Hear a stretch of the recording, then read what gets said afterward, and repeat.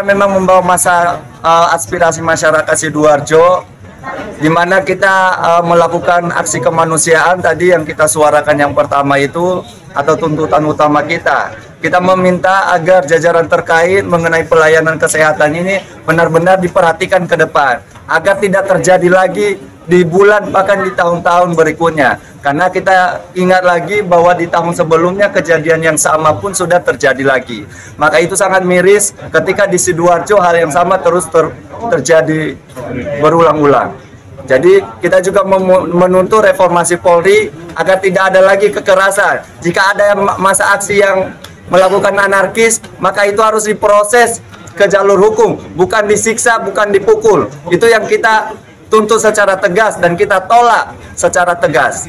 Kemudian kita juga mendorong agar undang-undang perampasan aset segera disahkan oleh DPR RI. Itu aja poin tuntutan yang kami sampaikan. Saya pikir Dinas Kesehatan terlalu banyak diamnya, bahkan seperti yang sudah kita dengar tadi, mereka itu sebenarnya nggak tahu tujuannya itu apa yang mereka lakukan.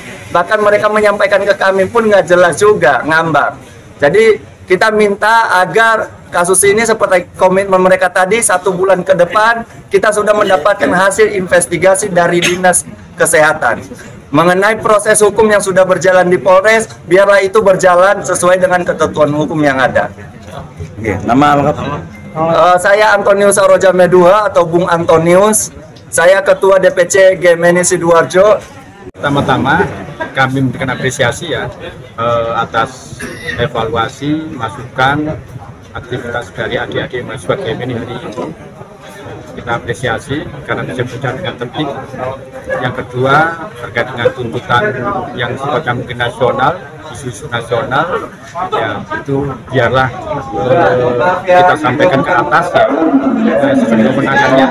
Sementara isu-isu daerah semacam kesehatan, layanan kesehatan, kemudian peristiwa yang sempat mengguncang Sidoarjo yakni meninggalnya adik ya, kami akan terus kawal bersama-sama dengan masyarakat agar proses baik pendalaman terkait dengan apakah ada kesalahan prosedur, kesalahan medis yang mengakibatkan yang meninggalnya Anania ini berujung pada malpraktek, maka harus kita kawal ya, kita kawal. Demikian juga proses hukum biar berjalan sesuai dengan aturan yang ada.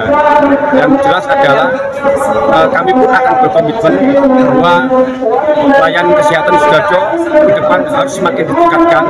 Kemudian SDM terkait dengan masalah pelayanan juga harus bisa dimaksimalkan. Ya, tidak boleh hanya sekedar membedakan antara ini masyarakat tidak mampu yang BPJS atau non BPJS. Semuanya harus ada kesetaraan ya.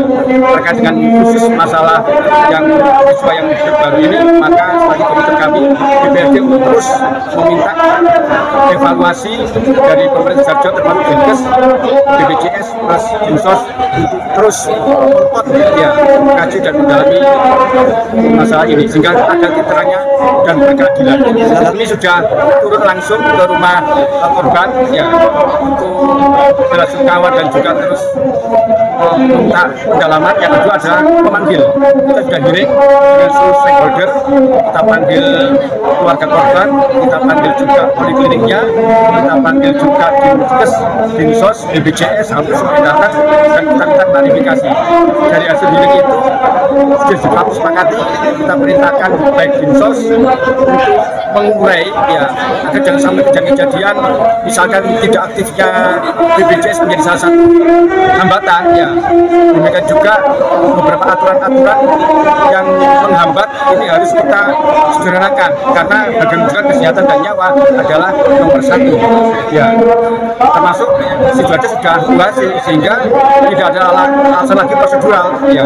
Semua warga Sidoarjo yang tidak mampu wajib hukumnya untuk dimudahkan bahkan gratis.